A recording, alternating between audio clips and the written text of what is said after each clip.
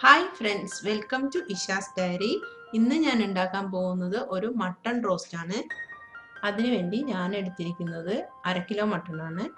അതിലേക്ക് 1/4 ടീസ്പൂൺ മഞ്ഞൾപ്പൊടി, 1/4 ടീസ്പൂൺ കുരുമുളക് പൊടി, 1 ടേബിൾ സ്പൂൺ ഉപ്പും 1 കപ്പ് വെള്ളവും ചേർത്ത് നന്നായി വേവിച്ചെടുക്കണം. ഇപ്പോൾ ഇത് നന്നായി വെന്ത് വന്നിട്ടുണ്ട്. ഇനി നമുക്ക് മസാല ഉണ്ടാക്കാം. ഇതാണ് മസാലയ്ക്ക് വേണ്ട സാധനങ്ങൾ.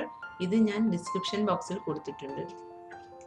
ഒരു പാൻ ചൂടാക്കി അതിലേക്ക് 1 പട്ട, 1 തക്കോലം, 2 ഗ്രാമ്പു, 3 ഏലക്ക, 1 ടീസ്പൂൺ കുരുമുളക്, 1 ടീസ്പൂൺ പെരിഞ്ജീരകം, 1 ടീസ്പൂൺ ജീരകം, 4 വറ്റൽമുളക്, അതിലേക്ക് 1 ടീസ്പൂൺ മല്ലി ചേർത്ത് നന്നായി ഒന്ന് വഴറ്റിയെടുക്കുക.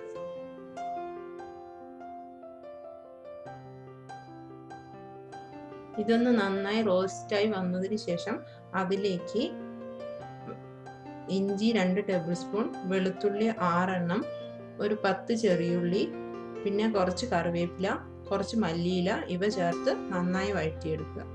ഇത് നന്നായി വഴന്നു വരണം. ഒരു ഉള്ളി ട്രാൻസ്പെറന്റ് ആവുന്നത് വരെ ഒന്ന് വഴറ്റിയെടുക്കുക.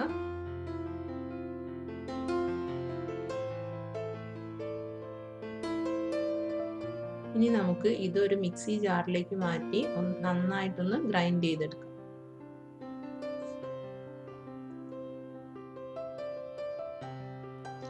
ഇനി ഒരു പാൻ ചൂടാകുമ്പോൾ അതിലേക്ക് 3 ടേബിൾ സ്പൂൺ വെളിച്ചെണ്ണ ഒഴിച്ച് അതിലേക്ക് ഒരു 2 വലിയുള്ളി ചെറുതായി മുറിച്ചത് ചേർത്ത് നന്നായി ഒന്ന് വഴറ്റിയെടുക്കുക. ഇത് നന്നായി വഴന്നതിന് ശേഷം അതിലേക്ക് ഇറച്ചിയുടെ വേവിച്ച വെള്ളം ചേർത്ത് ഒന്ന് കുറുക്കിയെടുക്കാം.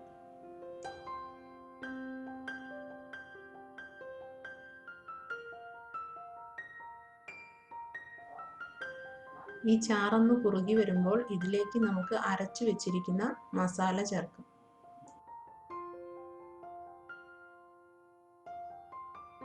ഇനി ഇതിലേക്ക് 1 ടേബിൾ സ്പൂൺ കാശ്മീരി ചില്ലി പൗഡറും ചേർക്കാം. ഇനി ഇതിലേക്ക് വേവിച്ച് വെച്ചിരിക്കുന്ന ഇറച്ചി കൂടി ചേർത്ത് നന്നായി ചാറ് കുറുകി വരുന്നത് വരെ നന്നായിട്ട് വേവിച്ചെടുക്കുക.